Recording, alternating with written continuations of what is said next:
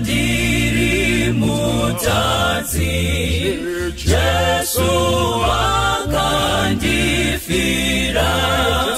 wakafa kuti ini ndichagara kudenga, sena wanipa muti, ndinopona na Jesu, harudororwa Jesu, runopinda pamsoro, runotama senyanza, runogara narini,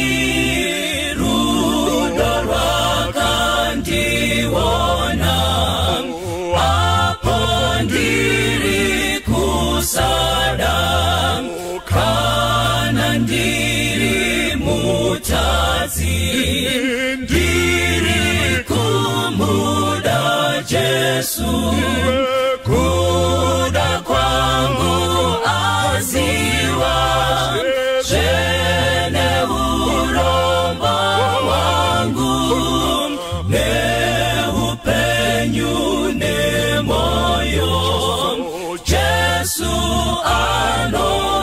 anochengeta, neupenyu nemoyo, Jesu anochengeta, neupenyu nemoyo, Jesu